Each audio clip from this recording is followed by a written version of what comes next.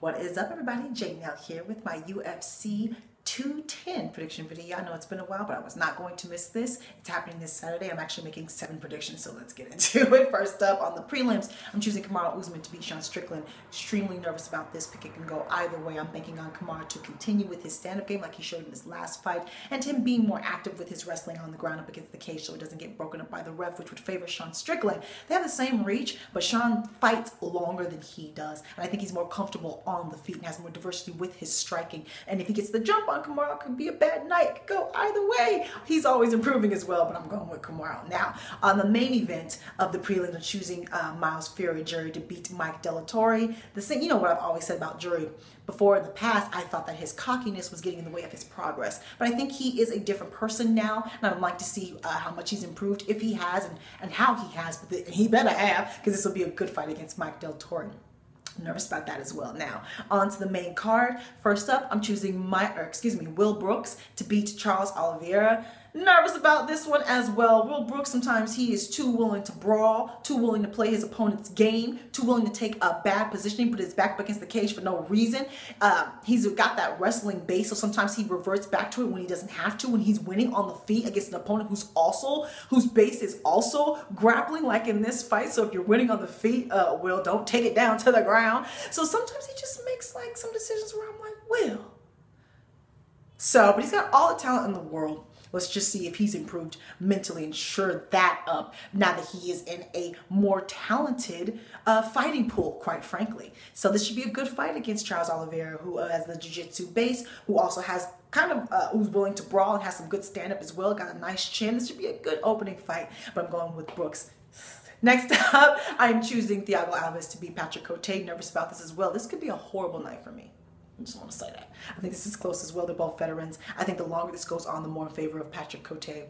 Patrick Cote, to me, is a smart fighter. He usually finds a way to win. You have to beat him physically, and I think Thiago is capable of that if he doesn't do, things like blow his load, not mismanage his cardio and things, and take ill-advised risks and things of that nature. So we'll see about that one. Next up, I'm choosing Cynthia Calvillo to beat Pearl Johnson. I don't know much about Pearl. I think I might even said her last name wrong. My bad, girl. Did my research after Saturday. I'm so sorry. I just got up on Cynthia, okay? She's I think she might be one of my chicks to watch. I haven't named her that yet, but we'll see. I think she might be. Now, co-main event, the hardest for me to choose. We've got Chris Weidman, the former champion. I think he's ranked number 3, taking on Gegard Mousasi, who I believe is ranked number 5.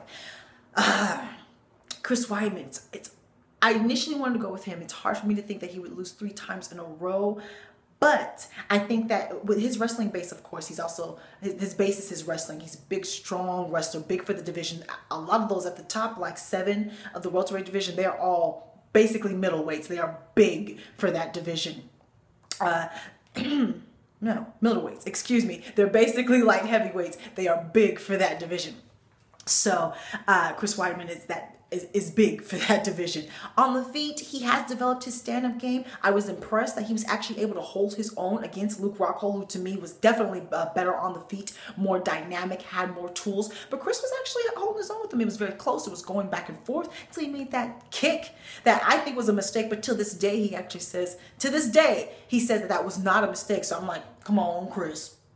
But anyway, but up until that point, which allowed Luke to take him down and pound his way to a victory, up until that point, I thought he was actually doing okay against Luke Rockhold, who I thought was a much more dynamic striker. I think that Gegard Mousasi is a better striker as well. I think he's more fluid than Chris Weidman is. I think he has more tools and is more comfortable with his striking tools. He's got a kickboxing base. He also has good wrestling. He's very well-rounded, probably one of the most well-rounded, former Strikeforce champion, has good submissions, and he seems to be on right now. He seems to be hitting his stride. He is fighting with swag. He is talking outside of the octagon and backing it up inside of the octagon. He is more aggressive now. He is being first, and he'll have to be all of that against Chris Weidman.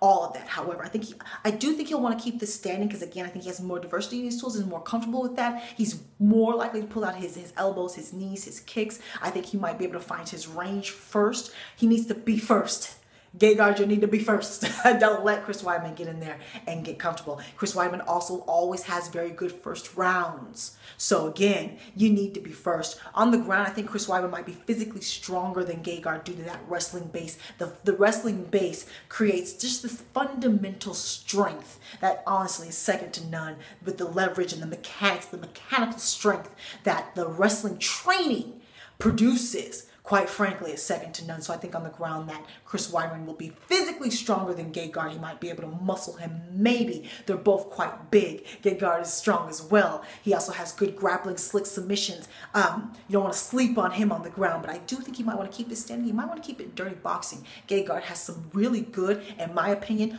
underrated dirty boxing. So you might want to dirty box him up against the cage and in the ring. Hold his head down. That close quarters boxing, that real nasty, lean up against him, cover the mouth, disrupt the breathing, step on the toes, that whole thing. I would say that for Gegard Mousasi. Fight him close. Chris Weidman, do what you got to do on the feet. Maybe fight him at a distance. Maybe show us something something I know you've been working on. But try to get this fight to the ground and wrestle him up against the cage and work your way down to the ground. I would say for Chris Weidman. Initially, again, I wanted to pick him, but I think my personal biases is getting in the way. Even though I don't think Weidman will lose 3 times in a row, but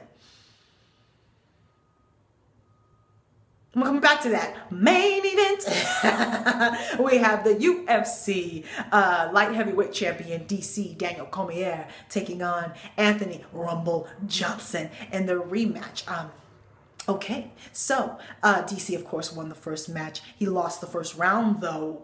As he even admitted, Rumble is the hardest hitter in the entire UFC. And, of course, DC used to fight heavyweights, so he would know a little something about hard punchers. Now, Rumble won the first round. He almost made DC do a backflip almost with his punches. He can generate such power, such close quarters on his back, sitting on the ground up against the cage. He can pretty much knock you out from almost any position, it seems like. However, I think DC has proven that he has a great chin, and it's very hard to put away from that fight he had with Rumble before, and with the fight he had with John Jones. DC has shown he can take an extraordinary amount of punishment. So I think that if the same thing happens in this fight where Johnson's able to knock him silly early on, make sure you measure that cardio.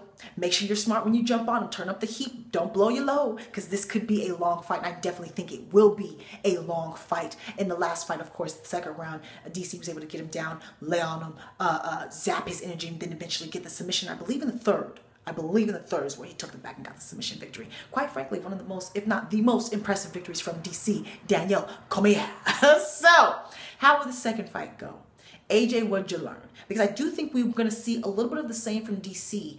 DC now, I believe, is 36, 37, whereas AJ is about 32, 33. It's not too big of a difference, but I think as far as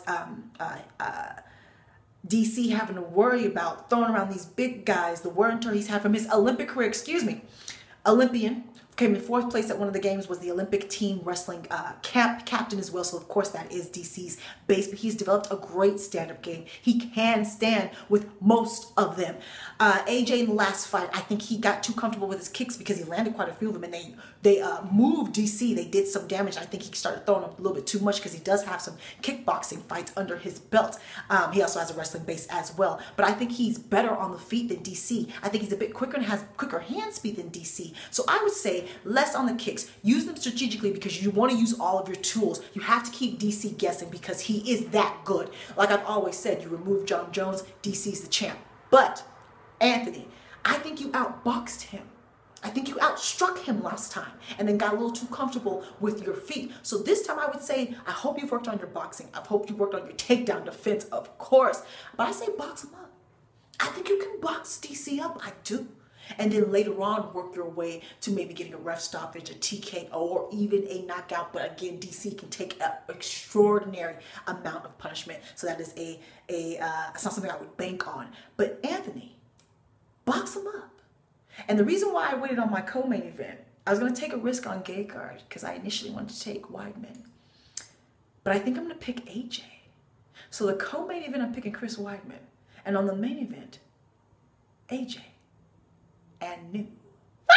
Okay, so let me get off this before I change my mind. Let me know all your picks, any injury updates. Talk to me about things in the past, about the Bellator event, which I was right, I think. I haven't even saw it because I heard that the main event was such a debacle, but I chose King Mo to beat Rampage. Someone let me know if I got that one right. But again, let me know all your picks for 210. Super excited. Follow me on Facebook, Twitter, and Instagram. Subscribe, like. I'm on Snapchat now. Talk to me. Take care. And goodbye.